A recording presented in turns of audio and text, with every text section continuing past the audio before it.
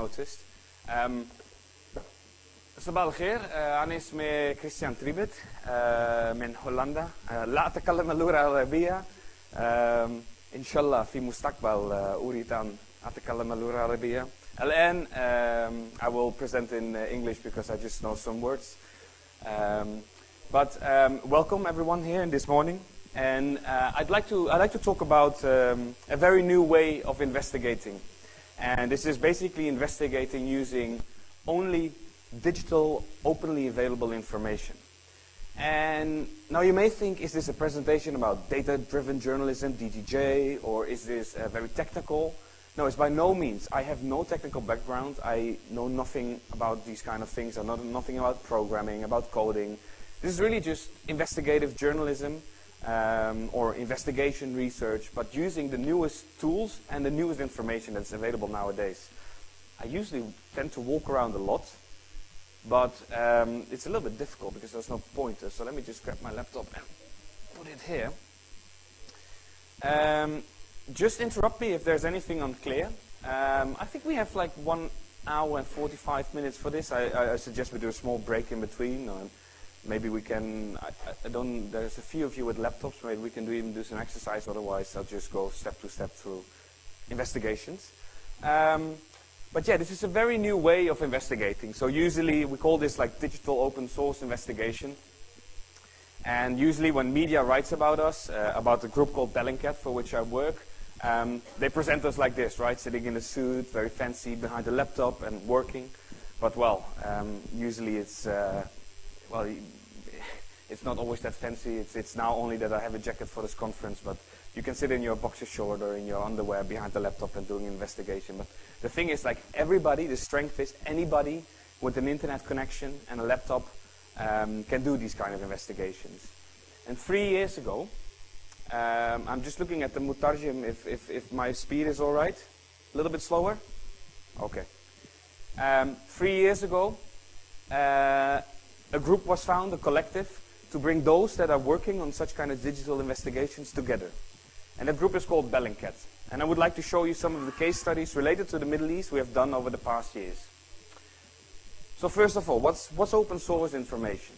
Well, it's any kind of information you can access digitally. So you can think of traditional media, right? Whether it's CNN, whether it's the BBC.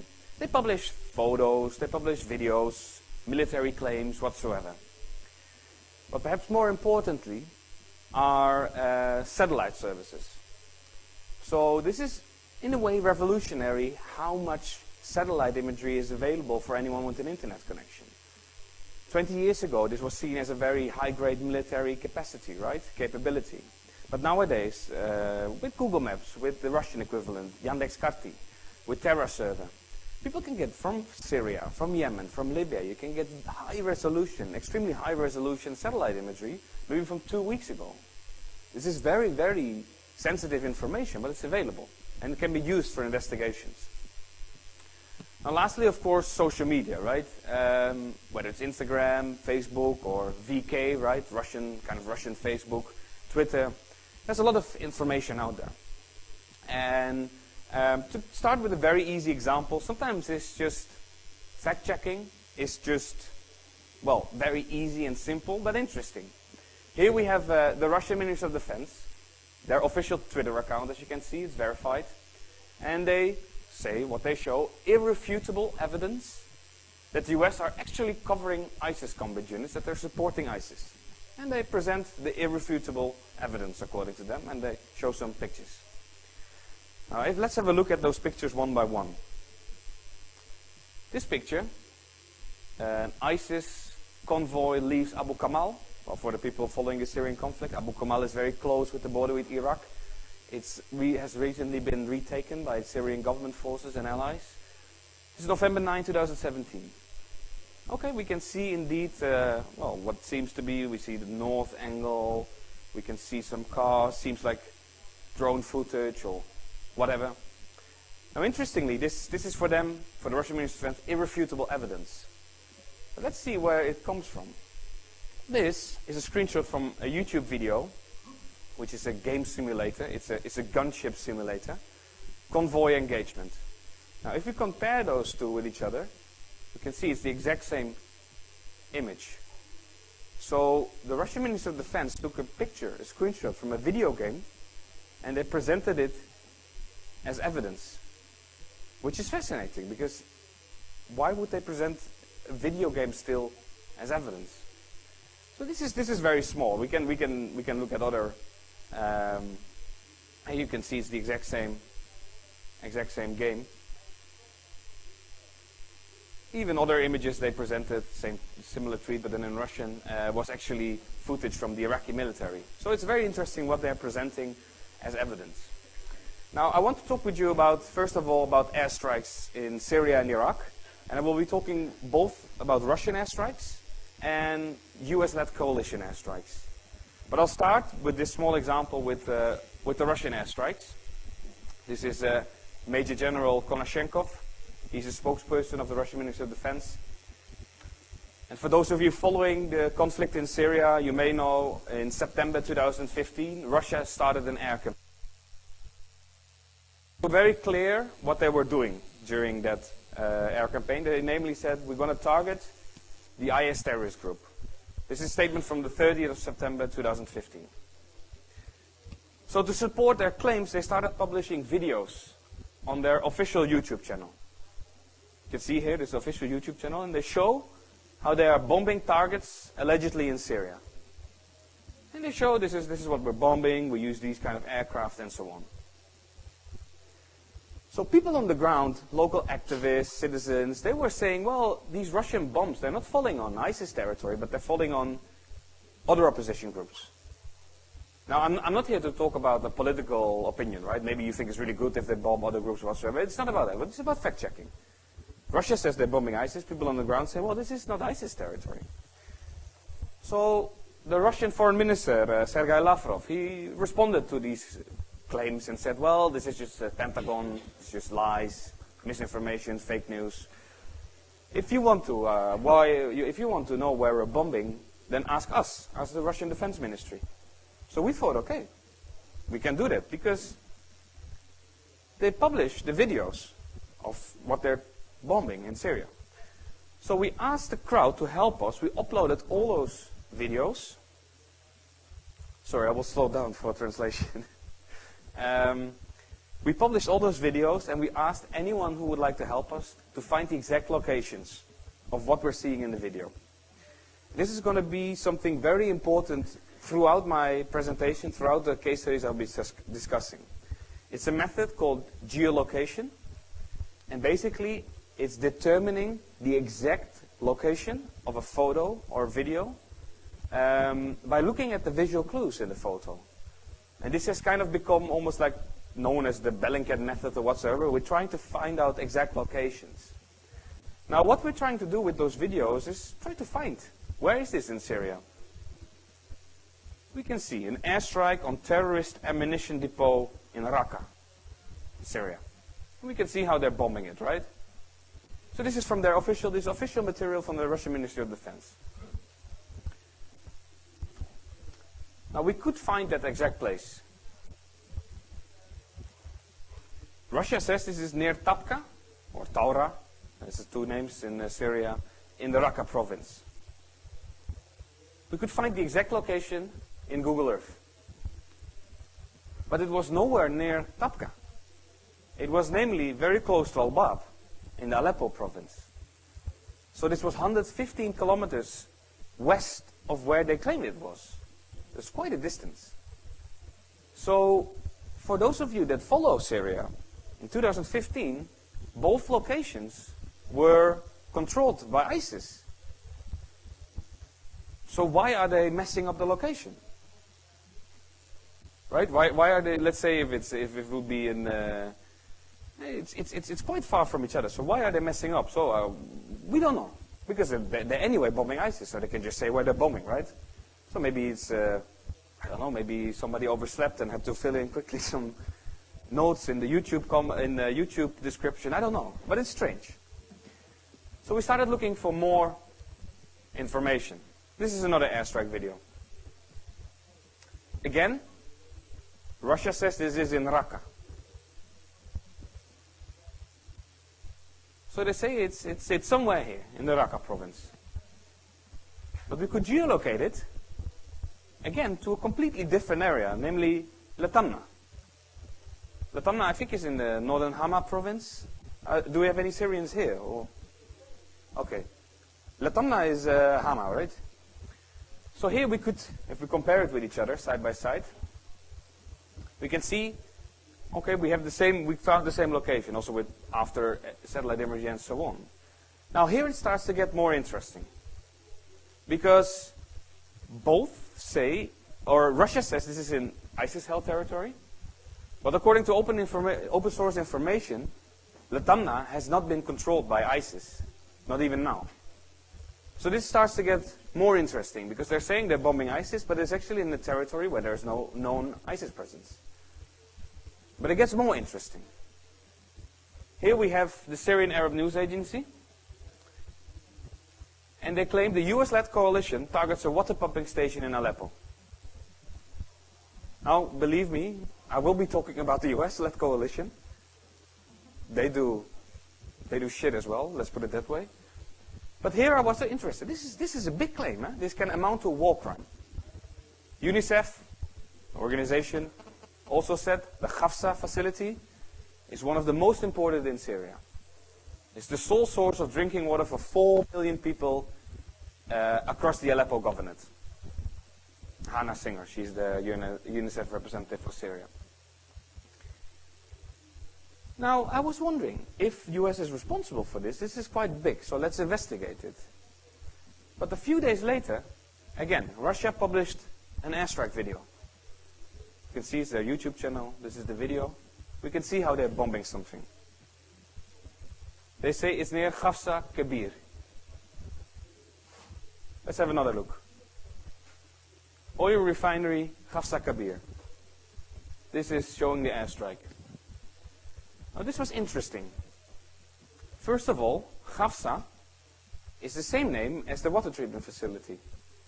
If we start looking at this facility, maybe for people that have ever seen a water treatment facility, you start to maybe think, well, this could be a water treatment facility because these are the things that clean the water and so on.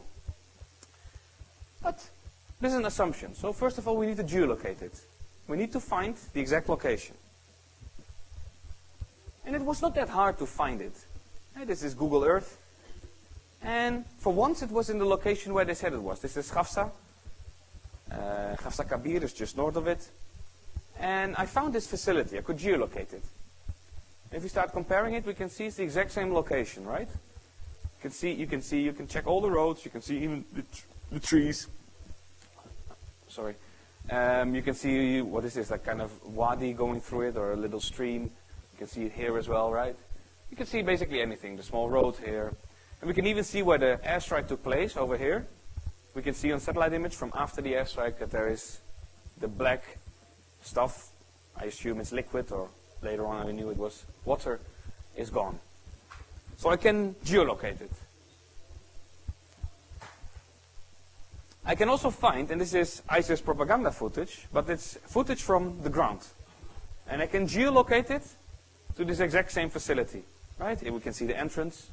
Here we can see one of the water areas. So more suggestions that this may be a water treatment facility.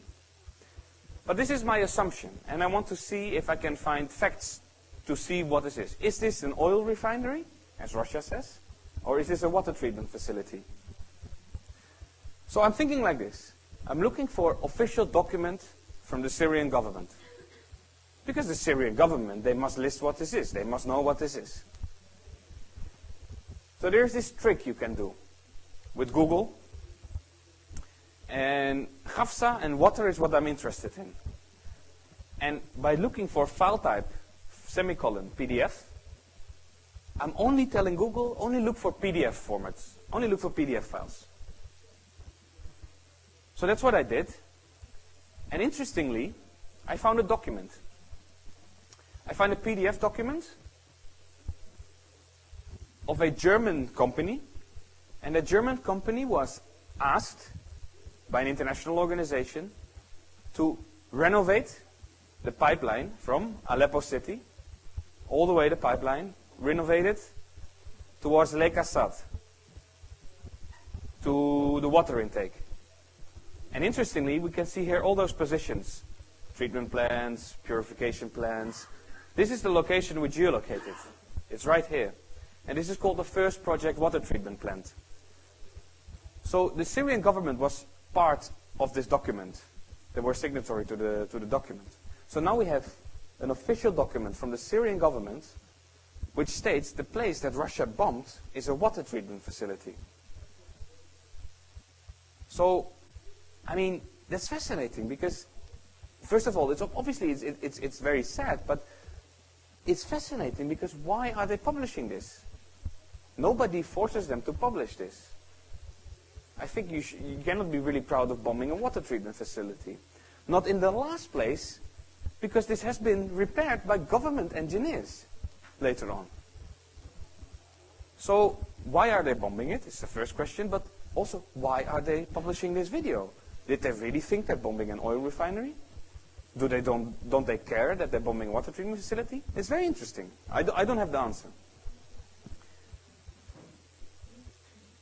But we can go further. If we start looking at how they published the first videos, this is all September 2015, right? You can see first they say we're bombing ISIS, ISIS, ISIS. It's green. And then people start saying, well, this is not really ISIS what you're bombing. And then you just change the language to militants, militants, militants, militants. And then, of course, so then it doesn't matter who you're bombing because it's always a right claim. Now, if we start mapping all those geolocations, this is how it would look like. And we can see, yes, some of the airstrikes are indeed in ISIS-held territory at the time. But by far of them, most of them are in a territory where there's no known ISIS presence. But this is me, I'm saying that. So why should you believe me, right? We start looking at the information of the Russian Ministry of Defense itself. They published a map of territorial control in Syria. If we take a closer look. And they also published this map in high quality on social media. So we took that map and we made an overlay of it on Google Earth.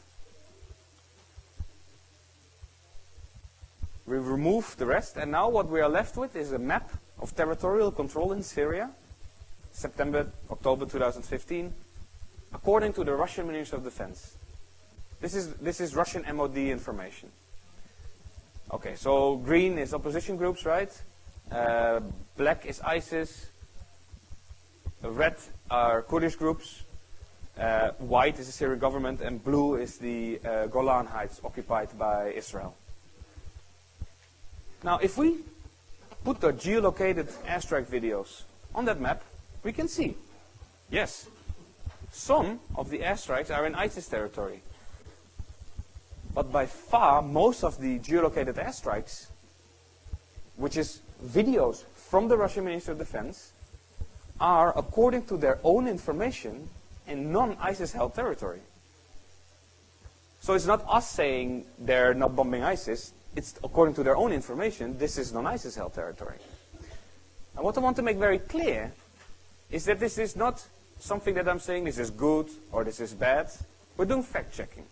Russia says we're bombing ISIS. We can see, yes, they are. But by far, most of the airstrikes are not in ISIS-held territory. But maybe you think this is very good, they're bombing these areas. This is not up to me. This is political discussion, and this is a different discussion. This is just fact-checking. This is 2015, and things have changed, actually. Russia, now when they publish videos, they have become very, very precise. They have become so precise, they're saying it's 15 kilometers from Marat al-Numan, and we're targeting Hayat al-Sham, or we're targeting Jabhat al-Nusra. They're becoming way more precise in the locations which they're targeting, and they have been becoming more the claims about the groups they purportedly, allegedly are targeting. So this is something interesting to take into account. Yes, of course. Meanwhile, is it possible to get some water here by any chance? Yes, please. There's no microphone here. You can use this one. I would like to ask you, just verifying the facts that they are, or whatever, the information they're putting on internet. You said that we have to verify the places, and that's what you did during this presentation. But how can we do that? How can I know this exact place? This is a very good question. I will be showing you throughout the presentation how. Sorry? Yeah. How we are finding these exact locations, and it's always looking for visual clues. Now, obviously, these are sometimes difficult, right? To take this example, the green ones are close to where Russia indeed said the location they were bombing. The red ones are not. So maybe this is near Idlib, but they say it's in Raqqa. So how do you find this? It's a good question. Basically, this is very advanced geolocation, but we're trying to look, if we go back, let's say to this one. This is the airstrike video. They say it's near Khafsa Kabir. So the first thing I do is I go to satellite imagery on Google Earth, and I try to go to Khafsa Kabir. I try to find, where is this? Okay, it's in Aleppo, Governorate. And then I just start looking around, what I showed on this this globe, right? Well, here we fly in directly. But because, right, this is Aleppo province, and Khafsa Kabir is here, and you can see around it, there's almost nothing. And this facility is very easy to spot on satellite image. And then it's just comparing. But for the other one, it's way more difficult, right? If we go back to this one. Because this is small house. They say it's in Raqqa. And we find it in Al-Bab. It takes a lot, yeah. It's really like a puzzle. This took a lot of time, I think. So we asked the crowd to help us, so anybody can figure it out. But they say it's near Raqqa. But what we're trying to do is like this. First we start looking at Raqqa, and you can see these are like orchards, right? Pretty marked off. So you start looking around Raqqa and Raqqa province, and you figure out, especially if you go south of Tabqa and those places, there's almost no vegetation like this. It's just very dry desert area. Around Raqqa, maybe yes. You start looking, but not so much. And you try to find this pattern. So then you start thinking, okay, maybe it's not in Raqqa, and you start comparing, okay, when did they upload this? When did they say the airstrike took place? And what do people on the ground say? Maybe ISIS propaganda or any kind of information. Did they report anywhere else Russian airstrikes? Oh, maybe near Al-Bab. Okay, let's have a look there. And then, so it can take a lot of time.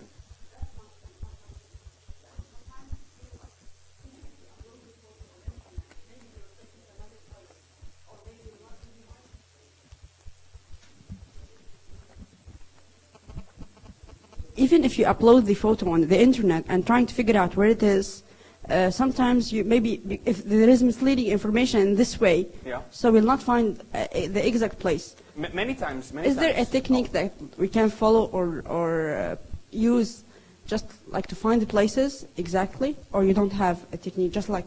No, the technique is, that's what the whole presentation will be about. So, yeah.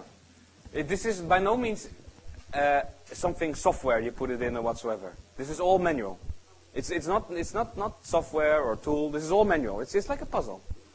You have to find it manually, yeah. But maybe it will become more clear with some more case studies. Yes. I will speak in Arabic. بالنسبة للسؤال في موقع سوري اسمه تأكد. ما بعرف إذا بتعرفه. موقع تأكد قائم على عمل هو نفي الأخبار المنفية ووضع التأكيد معها. موقع تأكد ينشر أونلاين مثل الرتل الروسي. فورا بعد حوالي 24 ساعة قام بنشر الصور الحقيقية للرتل وهي الأمور. فبعض الأحيان بالنسبة للنفي ممكن فقط بالتواصل مع المصادر المحلية. تأكد هو اللي يتواصل مع المصادر المحلية ويزود الصحفيين بالتصحيح أو النفي. لا أعرف.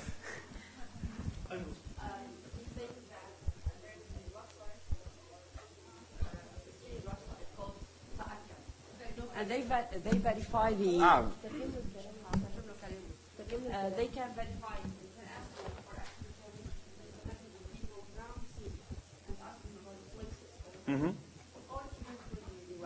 Yeah. شكرا جزيلا. Let me just continue, because now we talked about Russian airstrikes, right? But I'd like to talk about US-led coalition airstrikes as well. They publish videos as well. Look, here is the bomb going. And the videos look different from the Russian airstrikes. Why? They look very precise, very secure. Oh yeah, you can just put it here. Thank you. And there is not much, you won't see a water treatment facility being targeted whatsoever. We can geolocate them as well, find the exact locations. Right? These are all the geolocations we found. But the thing is, basically never they were wrong. They were always right about the locations. So they were very precise, unlike the Russians. But it is not to say that there's nothing going wrong, of course. Because it's very important to take into account that those militaries take a very different approach to disseminating information. Russia doesn't seem to care what they publish. US, they really care what they publish because they know people are investigating. So when we want to know what the US may be doing, what may be going on, what they're not showing, we need to look at other propaganda material. And in Daesh-controlled areas, this is sometimes Daesh propaganda. And it's not necessarily we need to immediately to dismiss it, because we can use it sometimes. So, right, because if we look at this video, it looks very precise, but if you look at this, we can see that looks very different, right? This is, for example, the use of white phosphorus above Raqqa. Now, the sound doesn't work, but this is not by definition illegal. It's illegal, or the use can be illegal above, I think it's my laptop, it doesn't matter. The use may be illegal if it's used above densely populated areas, like Israel used above Gaza, right? It can also be used to put up smoke screen for civilians, for example. That's what the US sometimes did in Mosul. But that's why geolocation, finding exact location, is important, because we need to figure out where was this filmed. So here we have another video, right? It's all Amaq news agency, it's all ISIS-linked videos. But it shows a very different air war. Not as maybe precise or video game-ish as the US may want to show. Let me check if I can get the sound working, because I plug this in and out.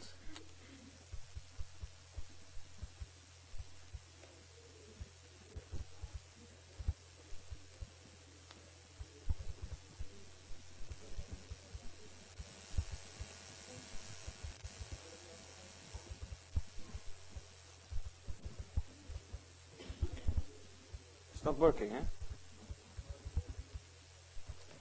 Okay, so I have to talk with the video. So because I want to talk to you about one investigation about the US airstrike, which was very, very interesting.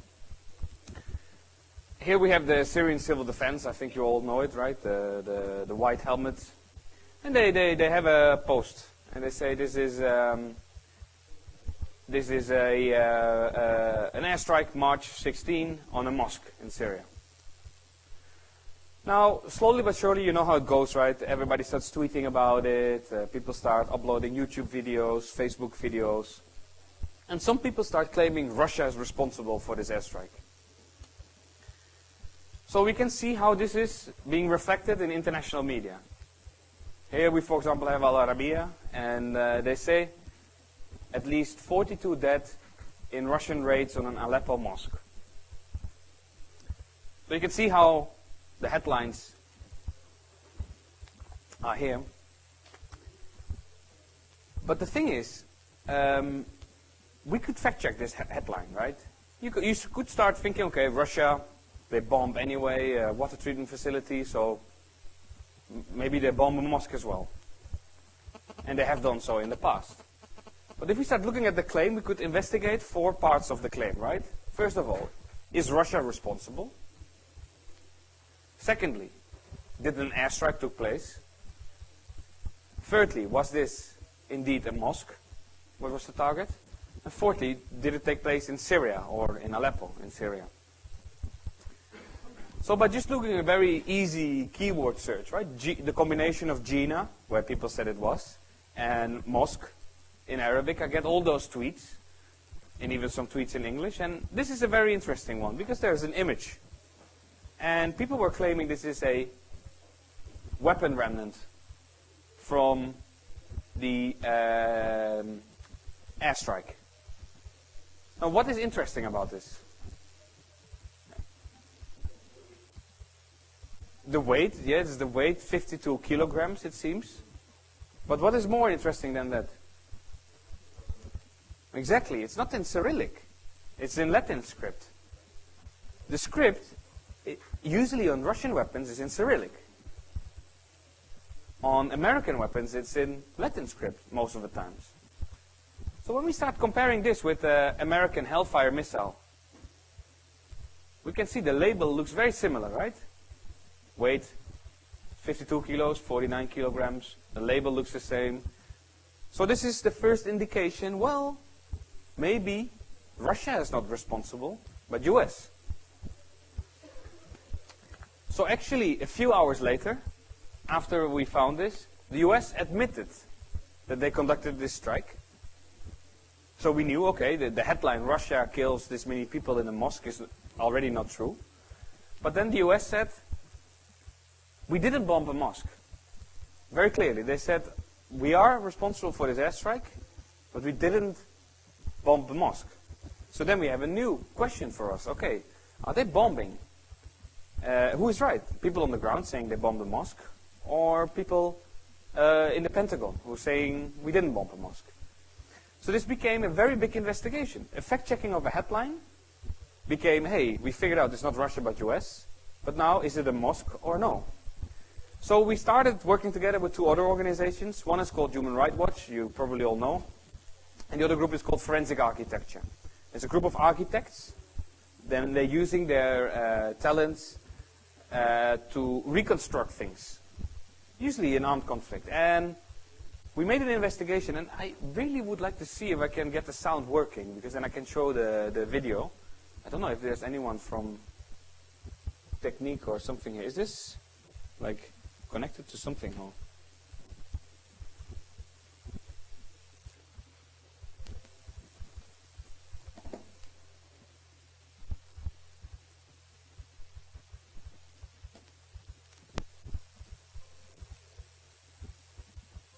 Speaker out, right? We'll do.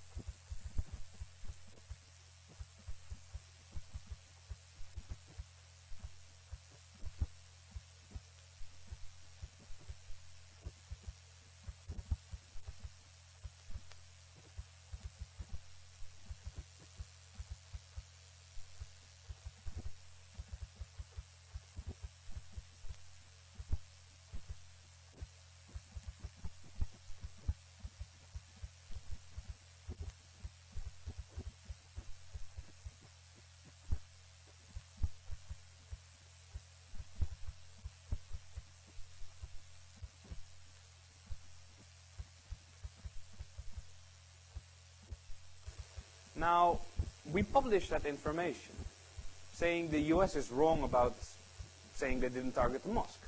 We could also confirm several civilian casualties, including a kid, Muhammad Arabi, who was only 14 years old. So we could find it. Here's, for example, open source information of all those locations there. And we published that information. And the US reacted. And they said, okay, nice for you that you did an investigation. But you don't have the intelligence we have. Which is right. Right? I'm not working for CIA. I'm not working for FSB. It's true. This is probably was a CIA vetted strike. So they have more capabilities. But still, we believe this very building was not a random meeting hall, but was a mosque. And they said they didn't target it. So the US did start an internal investigation. And a few weeks or few months later, they had a press conference about this airstrike. And interestingly, in that press conference, they admitted, this guy, they had to admit that they were wrong.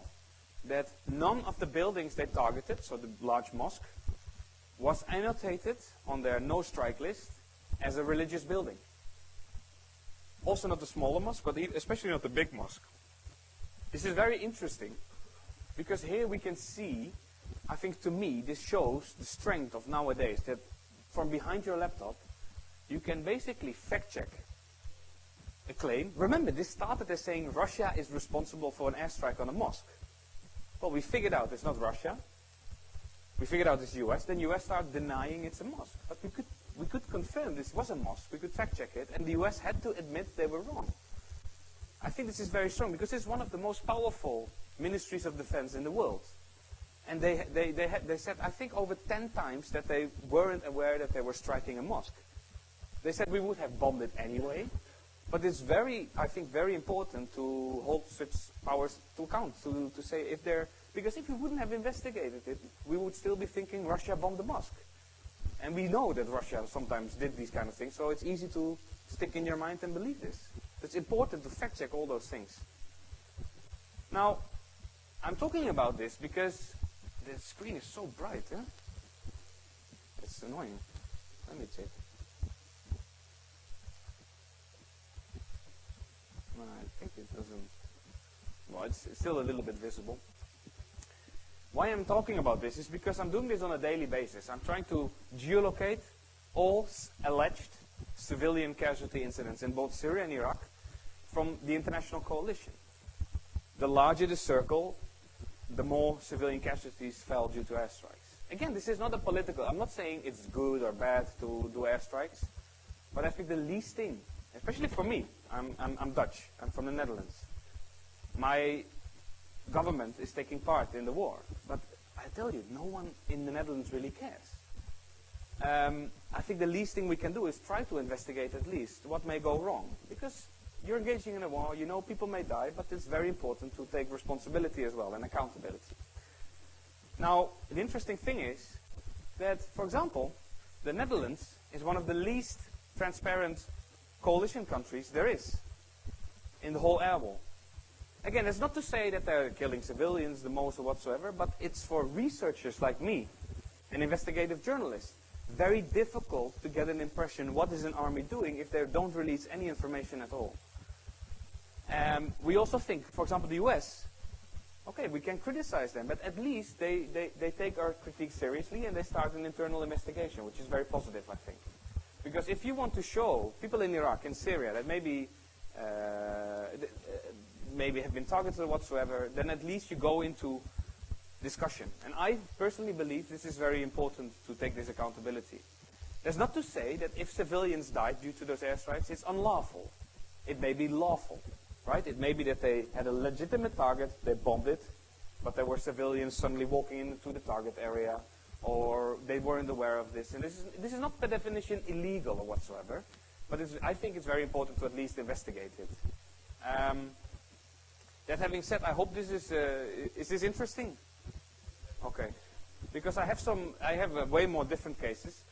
But do you want a small break, or do you want one small case study and then a small break? Okay. And I had one question. Yeah, I don't know where the mic is.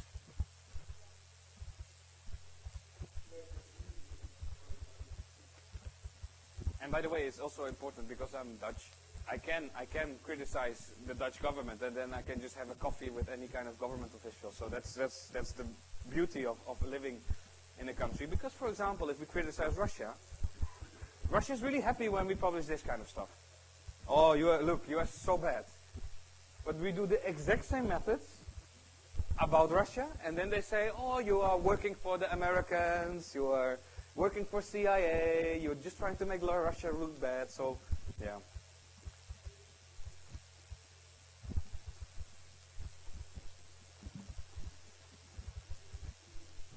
Thank you very much. It's very interesting when you talk about the case of the mosque, because whatever is happening there, and if the mosque is attacked for whatever genuine reason, they will try to say it's not a mosque because they can't say we bombed the mosque because there is a terrorist meeting over there. I think it's all down to local knowledge and local intelligence. They probably have valid reasons to know that there is something happening there. And we know mosques are used by terrorists, and they can be very smart at smuggling themselves and using these places. So from your vantage point, it's okay, you have all this knowledge, and you can pinpoint where the mistakes happen from their statements or whatever. But if you don't have the local knowledge, I think it's very, very difficult to judge whether there was a terrorist meeting there and whether some terrorists have been eliminated in that strike. It's a very good question, but I mean, from an international law perspective, they conducted the airstrike during a gathering of over 300 people. They knew this was happening on a regular basis. So what you usually do before you conduct an airstrike, and indeed they may have had local intel, that maybe Christiaan had a very big meeting in one of the rooms in the mosque, which seemed unlikely because all the rooms were open. There were 300 people in the mosque. And all the people Human Rights Watch and Forensic Architecture talked to, because we talked to a lot of locals from there. Okay. A lot of them. The US talked to no one. They mentioned in the conference, they said they did investigation. They talked to 0 people from there. 0. So we talked to as much people as possible. Yeah, that's my Of course. I am standing here, but we work with many people on the ground and so on. But even then, let's say there was a very big Christiaan or whatsoever meeting. The question is on the international law. You may have a legitimate target, but is it proportionate to strike a whole part of the mosque when there are 300 people gathering? I mean, this is the question, I think. Even if there would be 30 operatives, because I think they indeed have had some very good reason to strike it, because they said maybe the Baghdadi guy was there. Maybe the head of. Well, I don't think Baghdadi would be in Jina, but because this is like non-ISIS held territory. Okay. It's like Hayat Tahrir Sham, Jabhat al-Nusra. This is not Baghdadi, but maybe some other operative could be. But then still, the most important thing is that we, as journalists, are still investigating it, even if it would be, call it terrorists, call it whatever, would be there. Why?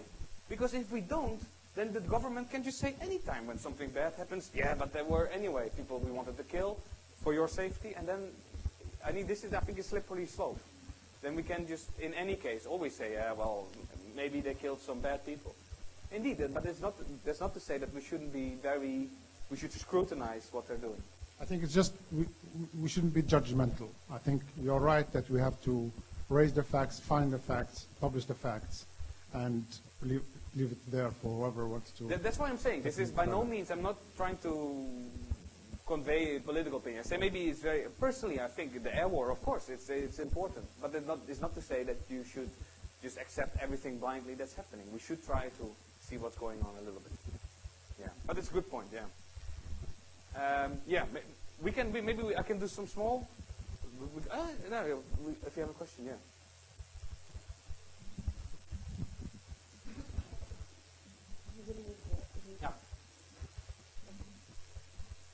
كنت عايزة أسأل التحقيق بتاع ضرب المسجد ده استغرق وقت قد إيه وكم حد اشتغل عليه والميزانية بتاعة تنفيذه؟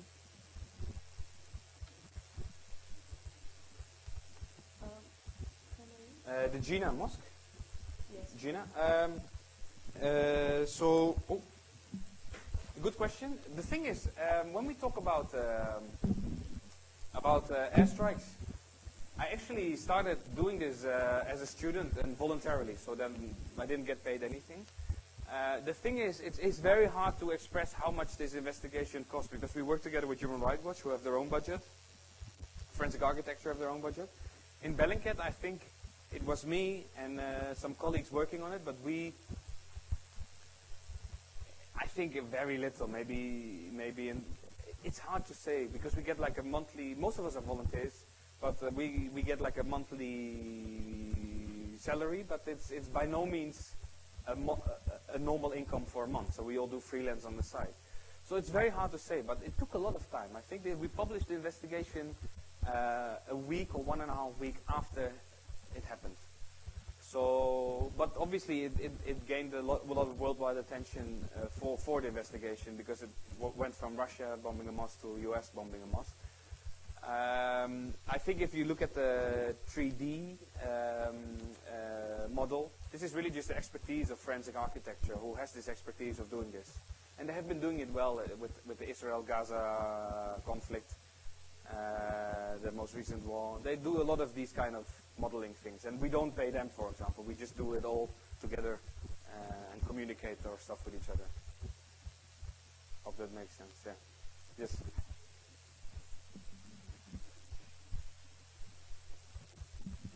شكرا لك. هذا موضوع فعلا مهم جدا.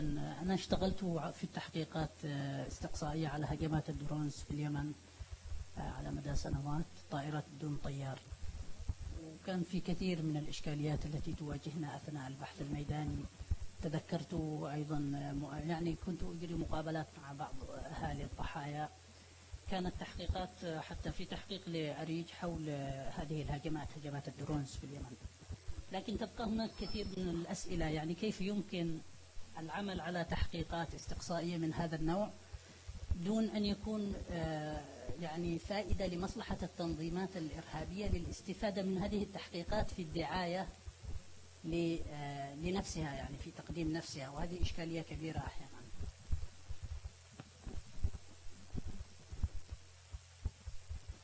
Yes, this is a very good point.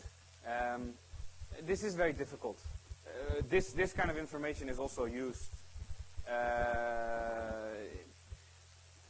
It's difficult. I don't even have an answer to that. The thing is, I think what we are trying to make very clear is that we're trying to do fact-based research.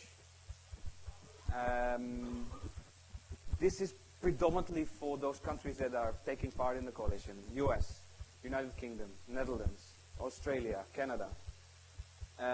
Because nobody really in those countries cares what the militaries are doing in Syria, in Iraq, how they're supporting the air war of Saudi Arabia and UAE in Yemen or Libya, in Mali, you name it, those countries. People don't really care because from the aircraft, the people don't get hurt, right? It's not Dutch soldiers getting killed or whatsoever. So this is rather a project, I think, to force them to be more transparent about what they're doing abroad, because it's a democratic country, so people should be able to know what's going on.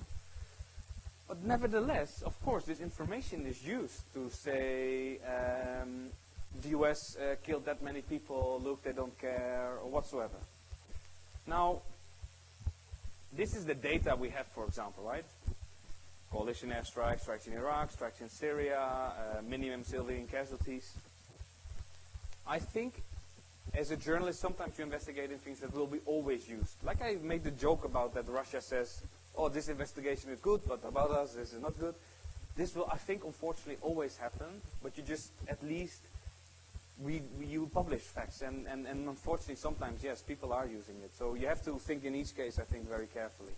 But I'm happy to discuss with you later about Yemen, because I've been looking into Yemen airstrikes as well, airstrikes in Yemen, and it's a very interesting, yeah. So let's do very, very short, small case, and then we have a short break. It's completely different. This is the coup attempt in Turkey last year, July 2016. It's all about fact-checking, right? So at the time, I saw this video on Turkish social media. It was shared thousands and thousands of times. What we see is somebody scrolling through an iPhone, right? Through a WhatsApp conversation. Now the claim was that this is a WhatsApp conversation between the people who planned the coup attempt in Turkey. But it was published just a few hours after the whole coup failed. So I was thinking, with anything on internet, is this authentic? Is this real?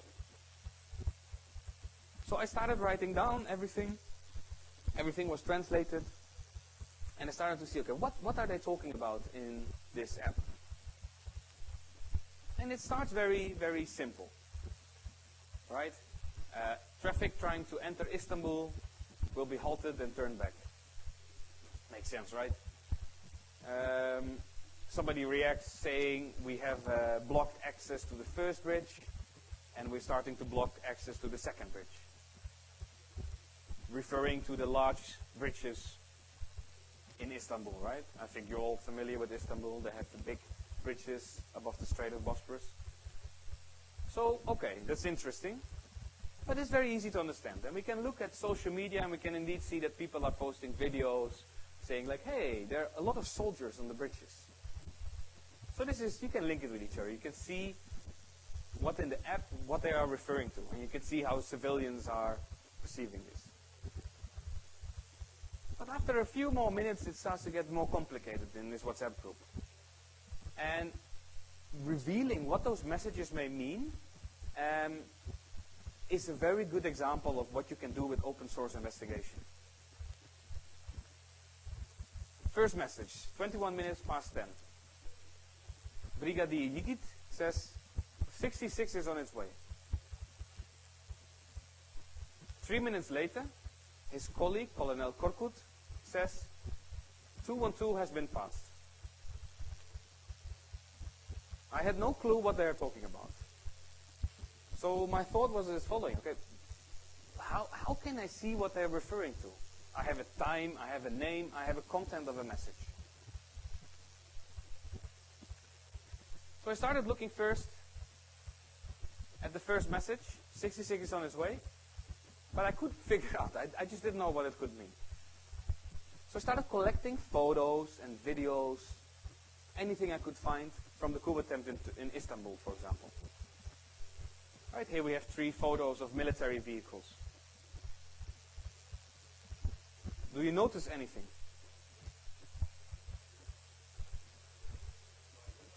Exactly, exactly. As a kid, when I was younger and I went on holiday, right, sometimes in Germany, neighboring country, all the license plates, they have a name from where they're from. A B is for Berlin, an M is from Munich. And as a kid, I was writing down, like this, and collecting. Mama, where is this letter from? And my mom was like, I don't know. But I would try to collect everything. I think here you have the same. So I know in Syria you have the same with the license plates. So I was looking. Look, 117, 117, 117. I was thinking, hey, maybe there is a similar system for military vehicles in Turkey. So I started Googling. And I find this website, worldlicenseplates.com. There seem to be still people that are doing this as a hobby. And they also have this for Turkey. They list all the license plates and what they're being used for. Very, very useful if you want to identify a car. They also said that black on white is for the military. And they even made a claim about 117. And they said 117 and 3 other numbers is for the 66 Mechanized Infantry Brigade. Exactly. 66 is on its way. I was thinking, hey. But don't forget, this is a claim by some kind of hobbyist guy who is collecting license plates. So how can I check if his information is right? Well, the 66 Mechanized Infantry Brigade has a Facebook page. like any organization nowadays.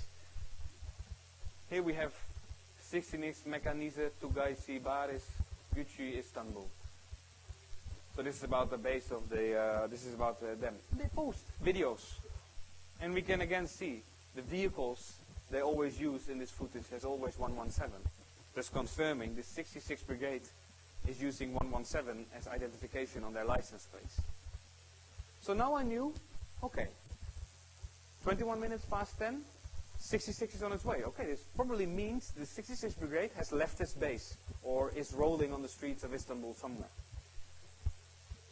But then I had this other message, remember? 212 is passed. We know this message now, probably what it refers to.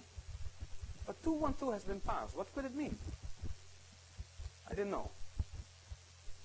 No military brigades called 212. You raised your hand.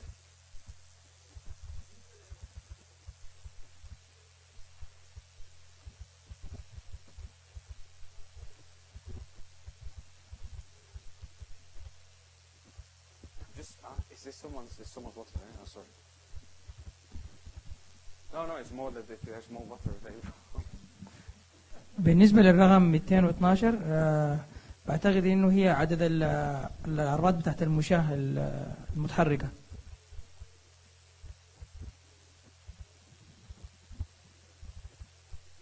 I was thinking the same. I was thinking along similar lines, but I couldn't find anything. So sometimes, that's what I want to show you, sometimes it's really worth it to make wild guess. Look what I did here. I went to Google Maps, and I just typed in 212 Istanbul. I press enter, and it flies me to Istanbul Power Outlet, a shopping mall. If I change to satellite image, I can even see very big on the roof, it's written 212. Now I was thinking the following. This is a very big shopping mall. What if they're referring to, as a strategic point, 212 has been passed? Remember, this is Friday evening in Istanbul, 10:30. Probably in this shopping mall, people are drinking something, eating something. A lot of people nowadays, they have smartphones. People are at this time not knowing, most of them, that the coup is happening. What would you do if you see tanks rolling down the street? Probably you take a picture or maybe video and you upload it to social media. So I was thinking, if I want to confirm that 212 has been passed, refers to military convoy passing by the shopping mall, I have to look for those social media posts. How am I going to find them? Well, there is this trick. Every location on Earth has a specific, unique set of coordinates. And I can right-click in Google Maps and I can get those coordinates. So these are the coordinates for the shopping mall. I can use those coordinates, for example, to go to Twitter. I go to Twitter, I type in geocode. I can send you to this after, so you don't have to write down how to use this. I say 500-meter radius. I want all the tweets sent from that location. Yes, it's very interesting. We can do it from here. We can see who's tweeting from this resort. You can see all the tweets. But there are other websites for that. And don't worry, I will share them all with you. I can type into Istanbul, I fly to the exact location, and I get all the social media posts that were posted from there. VK, Flickr, Twitter, Foursquare. And I can even go back to the date I'm interested in, obviously July 2016. And I can find posts, for example, from these girls having a nice food. And in this way, I was able to find pictures, indeed, around the same time of military convoys passing by the 212 shopping mall. So this shows how you can use all this kind of information to collect it, to verify it. And after a while, I looked at so many messages, because the WhatsApp conversation of hundreds of messages. I was sure this is authentic, because minute by minute, anything they refer to is indeed happening or happened, and this is so precise, this must be authentic. So it became a small fact-checking exercise, became a very big digital reconstruction of the coup in Turkey. And I did this when I was still, this was last year, I was still a student, and I think it's interesting. I published it and on Bellingcat, and it won this year the European Press Prize for the way it used modern technology. So I was really honored and very impressed. But it shows what is worth it sometimes, just to think of the Russia bombs mosque. Let's fact check it. Russia says they're bombing ISIS. Let's fact check it.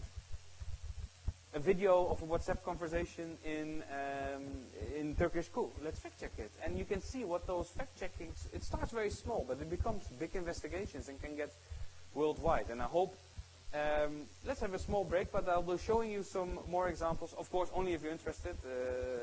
I hope you are. Okay. And then we can have some coffee and especially some water. Yeah, absolutely, absolutely. So what the conclusion? Actually, I get a lot of questions if I can say anything about the Erdogan or Gulen involvement, right? I cannot say anything about it because the WhatsApp chat doesn't make any reference to Erdogan direct. The only reference they have is, for example, did they take the head of the snake? It seems, indirect reference. So this is really just rather a minute-by-minute reconstruction of what happened, rather than who is behind it. Does it make sense? Or was that not your question?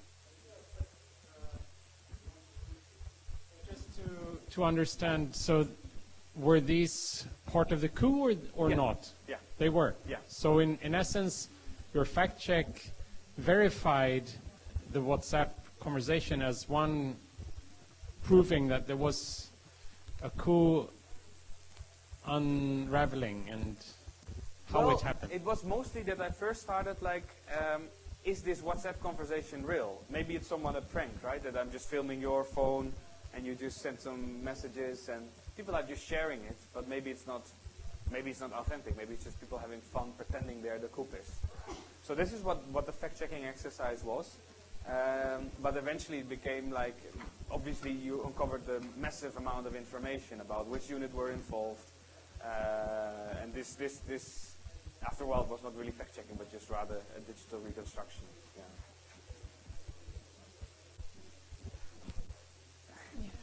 If it's not a satisfactory answer, we can talk about it. Yes.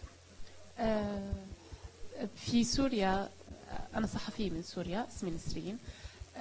عدد من الأخبار نحن شكرا شرف إلي شكرا للجلسة الممتعة.